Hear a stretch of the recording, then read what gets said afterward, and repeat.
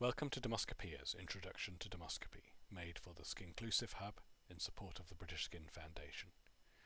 In this talk, we'll take you through a whistle-stop tour of the power of dermoscopy in the diagnosis of skin diseases. If you'd like to find out more about dermoscopy and how you can use it to enhance your practice, take a look at our project which aims to demystify dermoscopy for the non-specialist, which we'll link at the end. Dermatoscopes have a central role in the dermatology clinic, mostly used in the diagnosis of benign and malignant skin lesions, but increasingly becoming useful in other conditions. In the UK, we refer to the technique as dermoscopy, but you may also hear these other terms for the same thing: dermoscopy and dermatoscopy in the US, epiluminoscopy or epiluminescence in French-speaking countries. Dermoscopy seeks not only to enlarge the skin features, but to allow you to see through the surface. Your skin is mostly made of water, but what stops us seeing through the surface is all the ridges and furrows that naturally occur, randomly reflecting and scattering light in all directions. Rather like the surface of the ocean, in order to see below the surface, we must remove that random light scatter, achieved on the water with a glass-bottomed boat, allowing you to see the fish and coral beneath. So dermoscopy is more than simple enlargement. It involves three principles: magnification, illumination, and removal of that surface reflection and scatter. This third element is the key and can be achieved in one of two ways: by the use of a fluid interface such as mineral oil, or most commonly nowadays alcohol or aqueous gel. This mimics the glass-bottomed boat. Or by use of polarization of the light, as with a polarized lens filter for photography, removing the scattered light and only allowing the light coming from beneath back to your eye. These are three photographs of the same pigmented lesion, a benign junctional nevus. The first shows the effect of magnification and illumination alone. You can see surface features like ridges and lines very clearly, but no further detail due to the high degree of reflection. The center image shows the effect of polarized light. The fine honeycomb type features of the mole are now visible and the surface scatter is reduced. The right-hand image is taken with both polarized light and fluid immersion to give the clearest image with almost no surface light scatter and a crisp, clear honeycomb network now visible.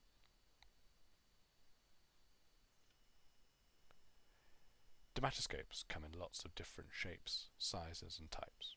Some are designed for fluid immersion, contact dermoscopy only. Some are designed for non-contact polarized light dermoscopy only. And most modern dermatoscopes are capable of switching between both methods.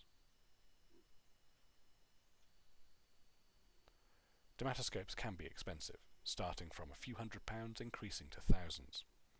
This may be a barrier to adding this to your practice. We would also then suggest this budget alternative, known as a magnifying LED scale loop, used to inspect linen and available on online outlets such as Amazon and eBay for under £50 British. They are the same magnification as a dermatoscope, contain LED illumination, and can be used with a fluid interface, so long as they have a glass plate at the bottom, to capture dermoscopy-like images. This is an image of a basal cell carcinoma taken through a LED scale loop. These may be an adequate dermoscopy alternative for resource-poor settings, or as an introduction to dermoscopy if you aren't sure about investing in an expensive piece of kit just yet. The examination technique involves applying liquid to the dermatoscope if using, and pressing it against the skin to make a seal, but not too hard, as you may blanch vascular structures which may be key to diagnosis. You must then get your eye close up to the lens. Think of dermoscopy as adding evidence to your clinical diagnosis. You should have a diagnosis in mind before you reach for the dermatoscope. The dermoscopic examination then gives you additional confidence as it confirms or refutes your suspected diagnosis, giving you that edge in the diagnosis of skin diseases. We'll start by examining some benign skin lesions and their common dermatoscopic features. Starting with seborrheic keratosis, these are incredibly common in the skin clinic and primary care and cause some anxiety as they often fulfill the ABCD criteria you may have been taught to use when examining pigmented skin lesions at medical school. However, these are entirely benign. They are age-related and appear as warty growths on the skin that look like you could pick them off. Patients may have multiple similar lesions, or they may have isolated lesions only. They are entirely harmless and treatment is not required. The classical dermoscopic features are comedo-like openings that appear like holes in the surface of the lesion, and milia-like cysts. In this case, under polarized light dermatoscope, they appear as clouded milia-like cysts, slightly out of focus. These are pearls of keratin under the surface reflecting the light back at the observer and look like yellow or white balls. In this example of a seborrheic keratosis, the milia-like cysts are already visible with the naked eye.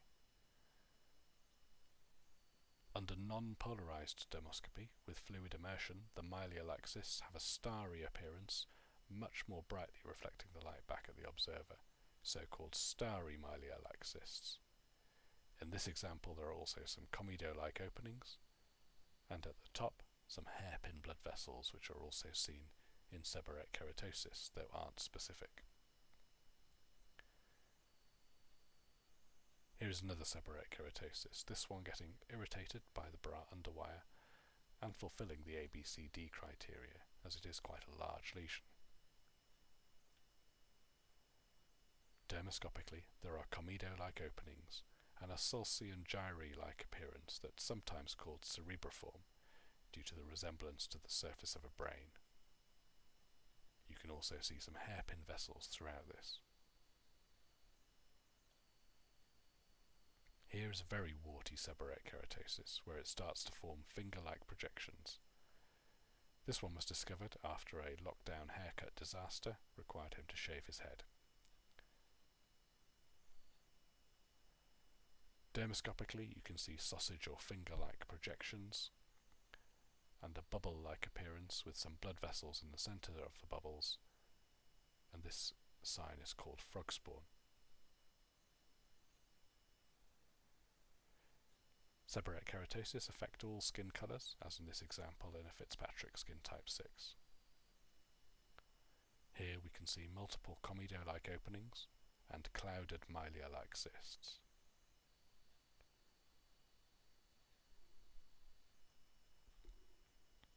We'll move on to discuss benign vascular lesions, which is another common lesion seen in primary care and in the skin clinic.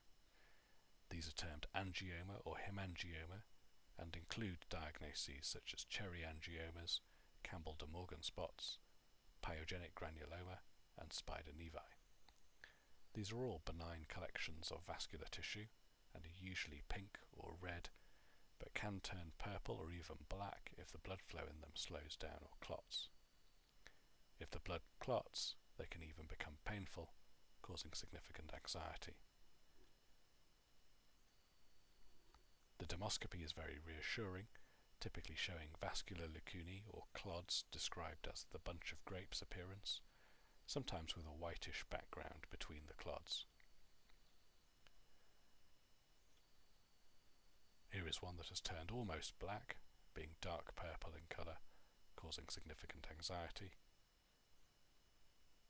But the dermoscopy is reassuring, showing the bunch of grapes or vascular lacunae on a pinkish whitish background, typical of a benign angioma.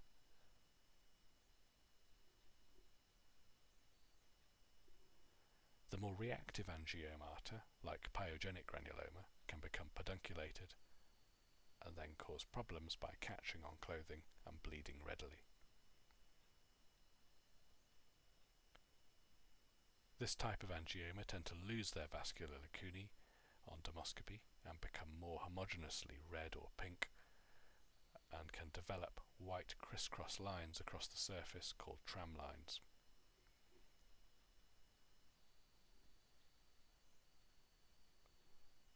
We've already seen one benign junctional nevus. Here is another. We won't discuss in detail benign melanocytic lesions in this talk. That's a topic for another day.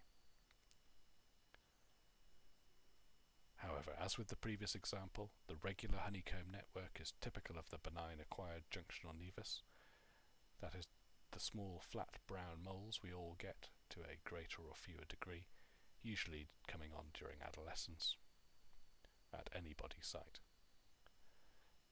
More dense pigment is permitted centrally, but it should fade out peripherally to the fine regular honeycomb network without any other features. Compare this appearance to when we discuss melanoma later in the talk.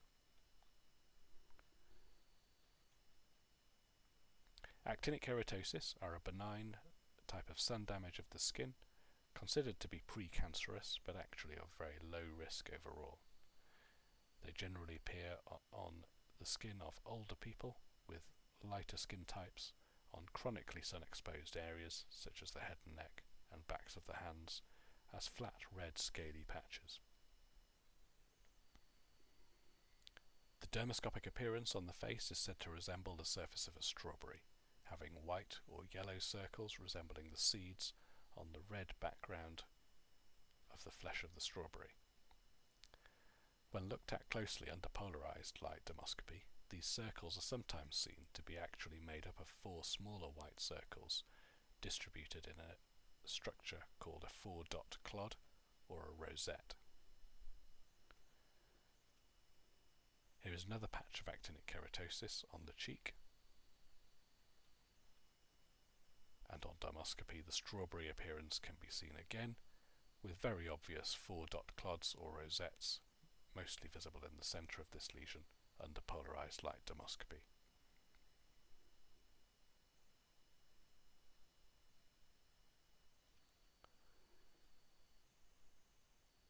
Next we'll discuss skin cancer, focusing on the 3 common types of skin cancer. Basal cell carcinoma is the most common solid cancer. It usually appears on chronically sun-exposed sites in the elderly, though we are seeing it in younger and younger patients. They usually start as a domed translucent papule, sometimes described as pearly, but eventually they break down into ulcers. The dermoscopy is very typical, with very sharply focused blood vessels which have a branching structure, so-called arborizing telangiectasia. Compare this to other types of telangiectasia in the skin, which would usually be very softly focused, as seen at the 12 o'clock of this image. Pigment is often present and seen as either blue-grey ovoid nests or sometimes structures called maple leafs at the periphery. This basal cell carcinoma has started to break down centrally, giving that rolled edge appearance and a central crater which is starting to ulcerate. Dermoscopically, you can see sharply focused arborizing telangiectasia.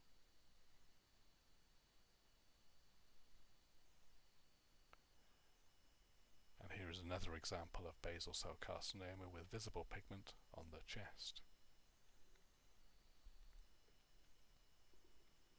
Dermoscopically again, sharply focused arborizing telangiectasias and a single blue-grey ovoid nest of pigment.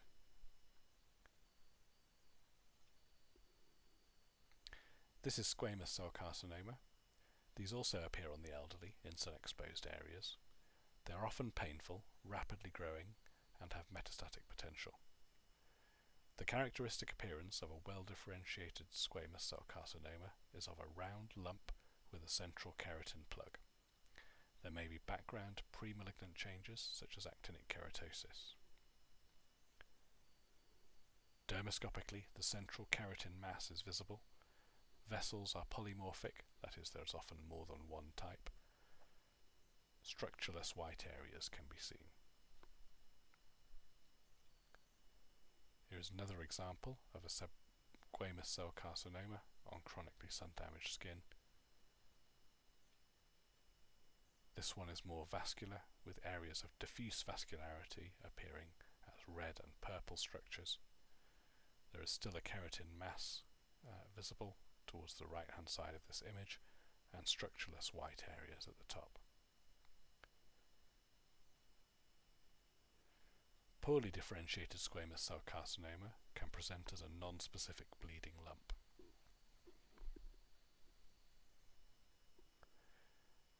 As it is poorly differentiated, it has lost any keratinization, and so you no longer see the mass of keratin in the centre or to the edge. However, the amorphous white areas are still present, as are polymorphic vessels. Finally, the scariest of the common skin cancers, and thankfully the least common, malignant melanoma.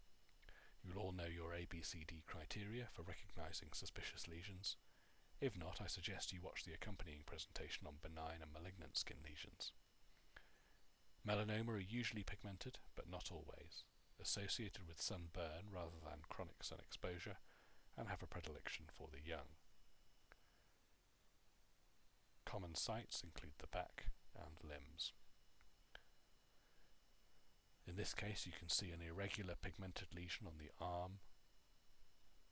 Clearly this started as a flat lesion, probably a superficial spreading melanoma, which has started now to develop a significant nodular element, which is a poor prognostic sign. The 3-point checklist was developed as a useful basic way of thinking about the dermoscopy of malignant melanoma. These are asymmetry in any axis, atypical network, which means a variation from that normal regular honeycomb we saw previously for benign junctional nevi. This can include thickened areas, dots and clods, and missing networks. And finally, the blue-white veil structure seen in the centre of this image.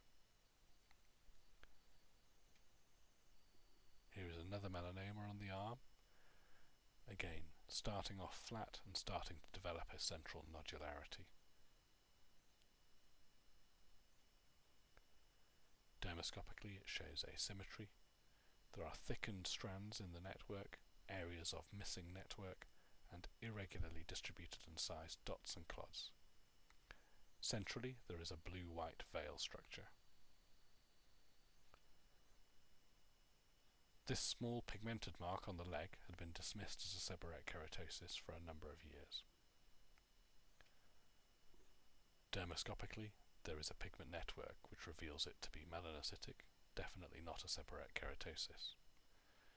The network is irregular, with missing areas, thickened strands, and some irregular dots and clods. There is asymmetry. Centrally, there is a small, but definitely present, blue-white veil structure. This was confirmed to be melanoma, and sadly had already metastasized. We'll now leave lesions behind to give you a taster of inflammoscopy. That is the use of dermoscopy to diagnose rashes. This is an emerging field, and dermoscopic interpretation should always be in mind of the clinical context, as features can be shared with lesions. This can help you, though, in differentiating inflammatory rashes and in preventing unnecessary biopsy. This is a patch of inflammatory psoriasis behind the knee. It is very itchy, so why is this not discoid eczema? Dermoscopically, psoriasis shows confluent or nearly confluent dot and glomerular vessels evenly distributed across the lesion, with whitish scales. Contrast that to this, which is another well-defined, very itchy red patch. This is discoid eczema, but why is this not psoriasis? So in this case there aren't widespread glomerular vessels. Instead there are some dotted vessels, but these are quite patchy in distribution. Yellow serocrusts are the sensitive and specific marker for eczema or dermatitis.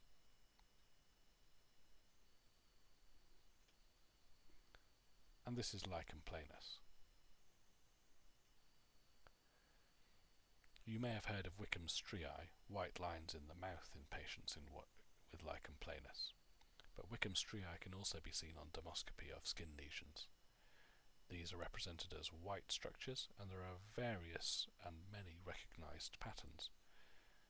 In this example, you can see linear and fern leaf type patterns. Yellowish globules surrounded by pigmentation and a peppery peripheral pigmentation are seen most commonly in skin of colour.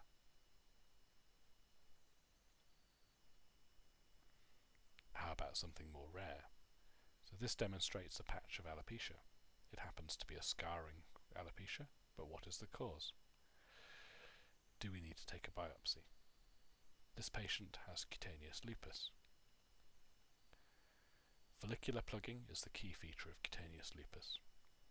Early in disease, you may see red follicular dots and a white surrounding halo before the follicular plugs appear. If it occurs on the scalp will be scarred with destruction of hair follicles. And finally, dermoscopy can be used to hunt for scabies mites.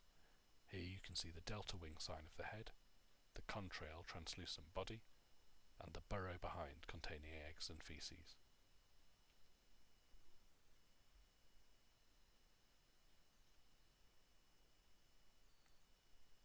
We're next going to hear about taking dermoscopic photographs.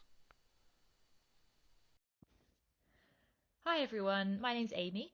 I'm one of the Dermoscopy team working alongside Dan and Kalina, and outside of that I'm currently an IMT1 doctor working in Bath.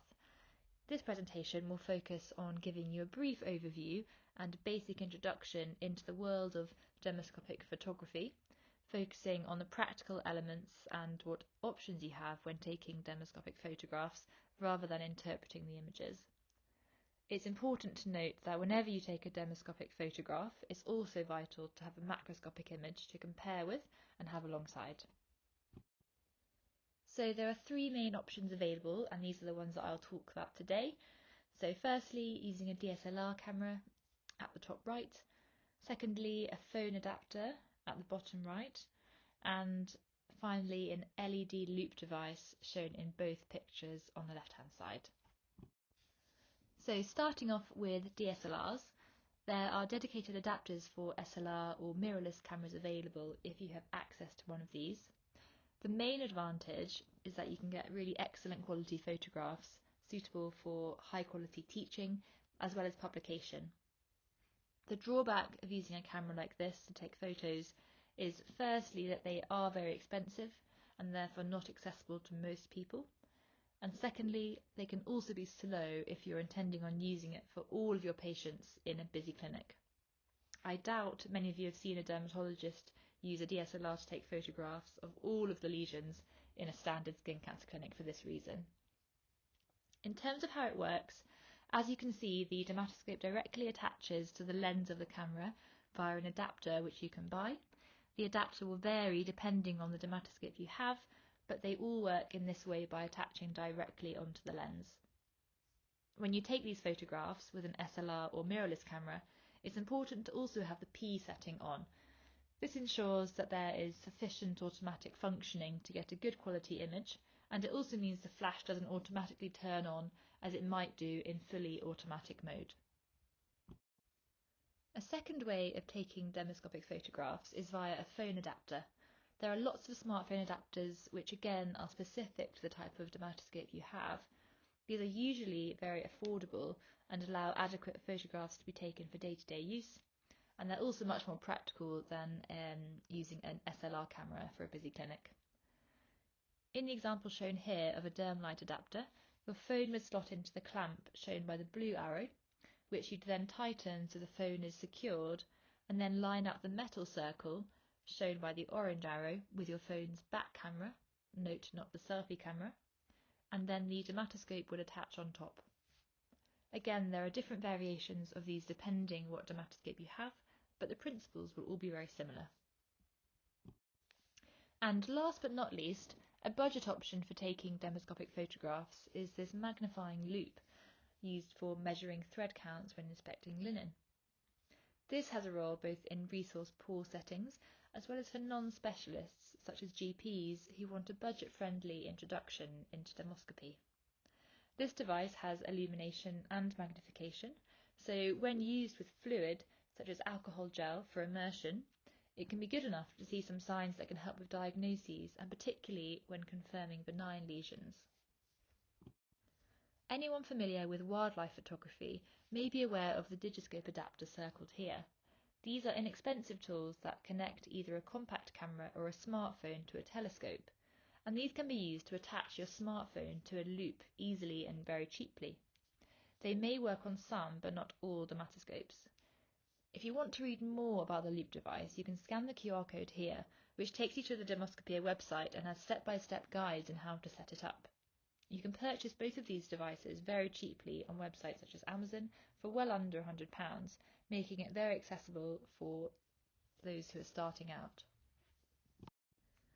And finally, this is just a token slide to illustrate how medical technology is constantly evolving. This is a derm-like camera with an integrated dermatoscope, which would therefore not require any setup or adapters to use. Of course, this device comes with a very hefty price tag of almost £2,000, which is at least 2 to 3 times more expensive than a standard DSLR, so even less accessible to most people at the moment. However, I'm sure you'd agree that it's very impressive, and I'm sure that we'll see many more of these in the future. So I hope you enjoyed that brief introduction. If you'd like to learn more about how to get a good image of the lesion you're photographing once you've set up the device, there is another presentation in the recorded presentation section of the Dermoscopy website. And if you have any other general questions, I'm very happy for you to email me or contact me on Instagram. And thanks very much again.